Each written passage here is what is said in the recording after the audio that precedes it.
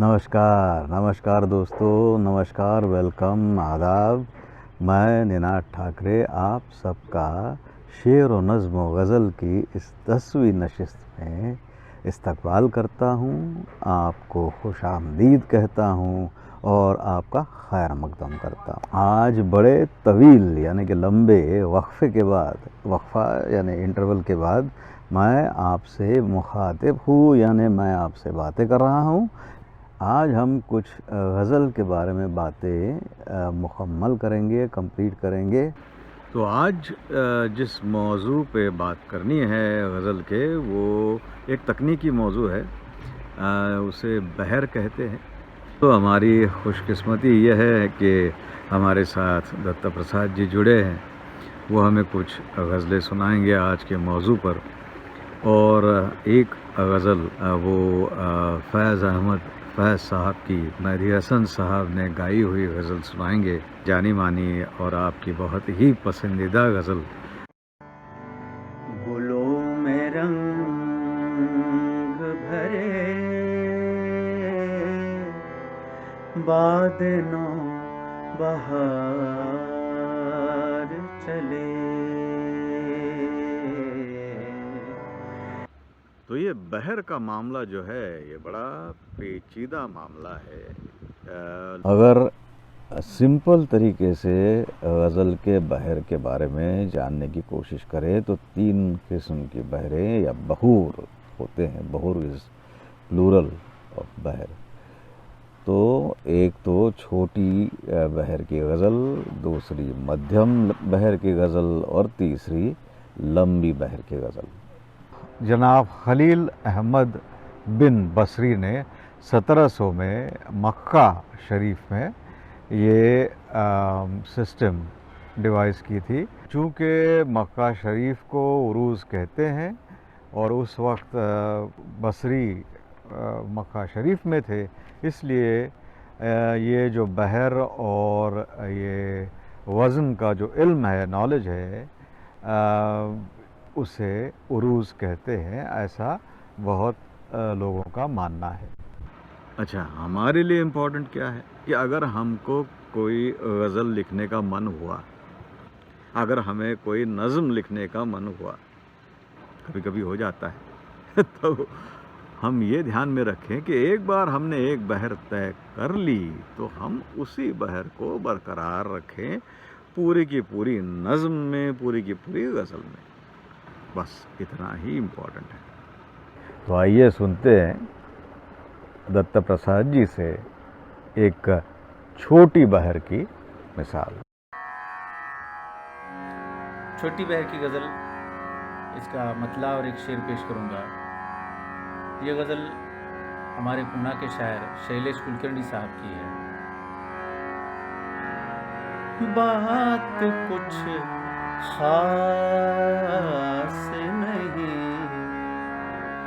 बात कुछ खास नहीं, सिर्फ एहसास नहीं। बात कुछ खास नहीं, सिर्फ एहसास नहीं। बात कुछ खास। शेर है इसका। तुमसे उम्मीद जुड़ी, तुमसे उम्मीद जुड़ी, खुद से कुछ आस नहीं। बात कुछ खास नहीं, सिर्फ एहसास नहीं। बात कुछ खास। बात कुछ ख़ास नहीं, सिर्फ एहसास नहीं, यानी कोई फीलिंग नहीं। बात कुछ ख़ास नहीं। तुमसे उम्मीद जुड़ी, खुद से कुछ आस नहीं। अब उम्मीद और आस दोनों का मतलब एक ही है, एक्सपेक्टेशन। लेकिन किस खूबसूरती से शैलेश कुलकर्णी साहब ने अपनी गज़ल में इन लफ्ज़ों का इस्तेमाल किया है। तो बहर जो है ये गज़ल की लंबाई, गज़ल का मीटर, गज़ल की लय, गज़ल की रवानी या गज़ल कहने का रिदम, बहर की अगर डेप्थ में जाने की कोशिश करेंगे तो वहाँ आपको उसके कुछ कॉन्स्टिट्यूएंट्स मिलते हैं, कुछ पुर्ज़े मिलते हैं, कुछ पार्ट्स मिलते हैं जिन्हें अरकान कहा जाता है। और अरकान में भी कुछ प्लेस होल्डर्स मिलते हैं आपको, जहाँ के आप एक एक सिलेबल जहाँ आप बिठा सकते हैं, तो उन्हें कहते हैं रुक्न। 4 रुक्न मिला के एक अरकान होता है और जनरली बहर में 3 अरकान या 4 अरकान होते हैं। पुराने ज़माने से ट्रेडिशनली कुछ अक्षर हैं, मा, फा, ई, लुन, ऐसे कुछ अक्षर हैं जो गज़ल के बहर में इस्तेमाल होते हैं। यानी अगर एक बहर बतानी हो आपको तो मा फा ई लुन, मा फा ई लुन, मा फा ई लुन, मा फा ई लुन। तो इन प्लेस होल्डर्स पे आप कुछ हर्फ बिठाएंगे। तो मा एक लंबा सिलेबल है, फा एक लंबा सिलेबल है, ई ये छोटा सिलेबल है, लुन अगेन एक लंबा सिलेबल है। ये जो मा फा ई लुन है उसकी जगह पे आप डा कर सकते हैं। उसकी जगह पे आप 1 2 2 2 या 2 2 1 2 ऐसे कुछ भी कर सकते हैं। सिर्फ ये ध्यान में रखना चाहिए कि 2 जो है ये एक लंबा सिलेबल है और 1 जो है ये एक छोटा सिलेबल है। अब सुनेंगे एक लंबी बहर की मिसाल। एक लंबी बहर की गज़ल, इसका मतलब पेश करूँगा। ये गज़ल उस्ताद कमर जलालवी साहब की है और गुलाम अली साहब की गाई हुई गज़ल है। मरीज़ मोहब्बत उन्हीं का फसाना, मरीज़ मोहब्बत उन्हीं का फसाना, सुनाता रहा दम निकलते निकलते, मगर जिक्र शाम अलम जब के आया, मगर जिक्र शाम अलम जब के आया, चरागे सहर बुझ गया जलते जलते, मरीज़े मोहब्बत उन्हीं का फसाना। 2 किस्म की बहर होती है। एक है मुफरिद बहर जिसमें अरकान सिमिलर होते हैं और सेम होते हैं पूरी की पूरी बहर में, यानी कि मा फा ई लुन, मा फा ई लुन, मा फा ई लुन, 2 2 1 2 2 2 1 2 2 2 1 2। और दूसरी किस्म की जो बहर है उसे मुरक्कब बहर कहते हैं। उसमें मिक्स्ड अरकान होते हैं, यानी फ़ा ई लुन, फ़ा लुन, फ़ा ई लुन, फ़ा लुन। इस तरह से अगर मिक्स्ड अरकान हो तो उसे मुरक्कब बहर कहते हैं। 19 किस्म की बहर बताई जाती है। उनमें से 7 मुफरिद है और 12 मुरक्कब है, यानी मिक्स्ड है।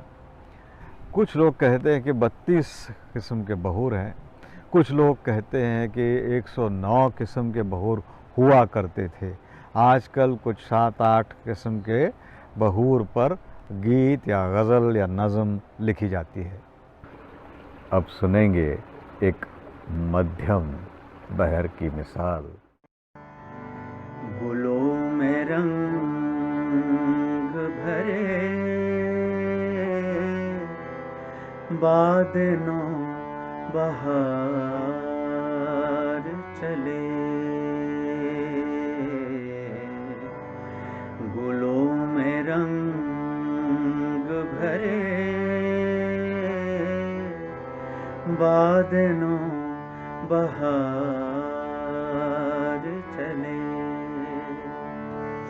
چلے بھی آؤ کہ گلشن کا کاروبار چلے گلوں میں رنگ بھرے بعد نو بہار چلے قفس اداس ہے یارو صبا سے کچھ تو کہو قفس اداس ہے قفس اداس ہے یارو صبا سے کچھ تو کہو کہیں تو بہر خدا آج ذکر یار چلے چلے بھی آؤ کہ گلشن کا کاروبار چلے گلوں میں رنگ بھرے بعد نو بہار چلے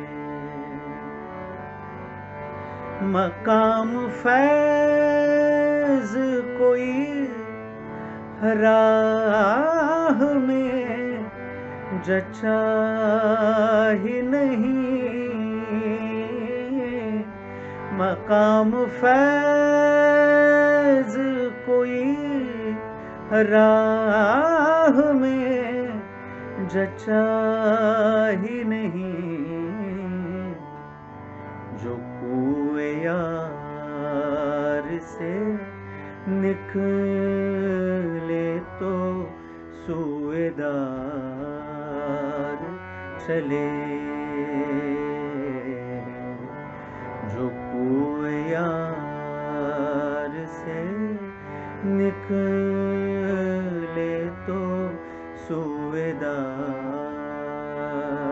چلے چلے بھی آؤ کہ گلشن کا کاروبار چلے گلوں میں رنگ بھرے بعد نو بہار چلے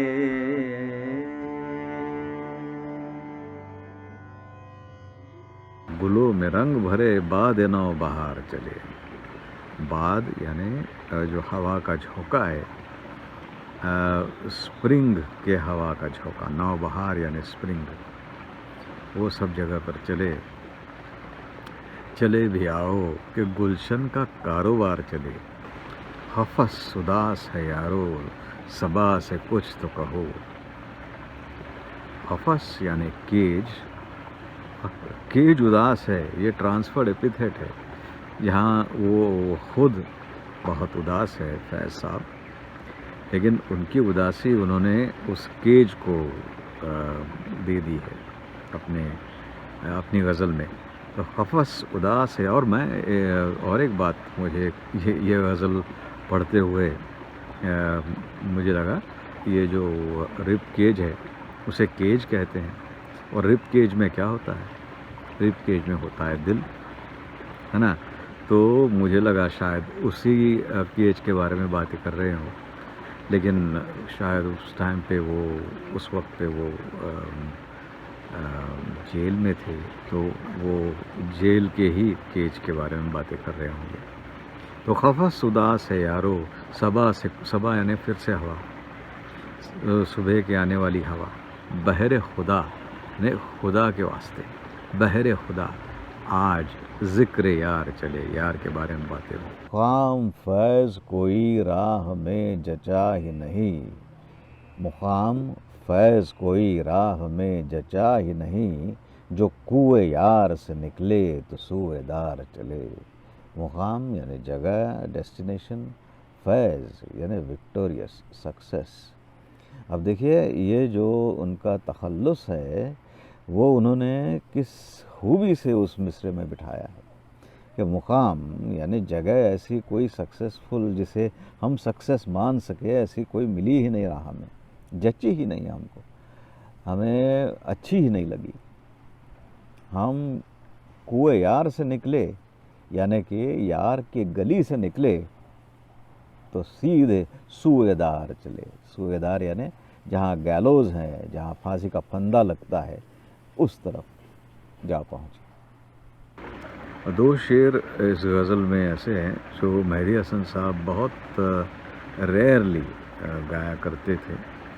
تو فیض احمد فیض صاحب کا جو اور ایک شعر ہے وہ ہے کہ جو ہم پہ گزری سو گزری، جو ہم پہ گزری سو گزری، مگر شب ہجرا، جو ہم پہ گزری سو گزری مگر شب ہجرا، ہمارے اشک تیری عاقبت سوار چلے۔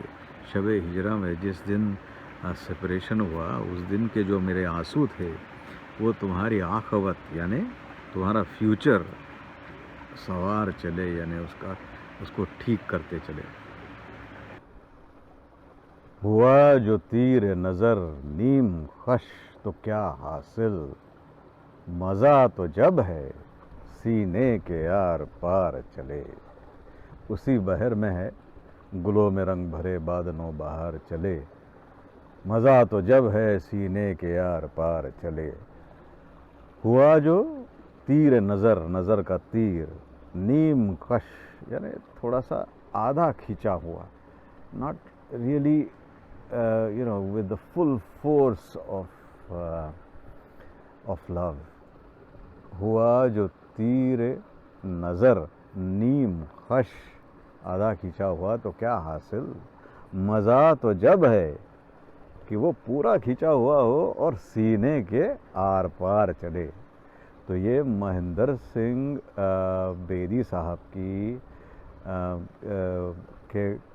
غزل کے کچھ اشعار ہے جو اسی بحر میں لکھے گئے ہیں جس بحر میں گلوں میں رنگ بھرے۔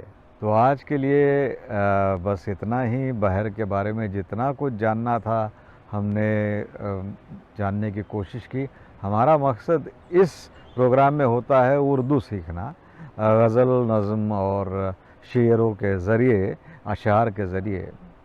اور آج ہم نے کیا کیا ہے کہ غزل کے جو تکنیکی موضوع ہے ان کو ہم نے مکمل کیا ہے، کمپلیٹ کیا ہے۔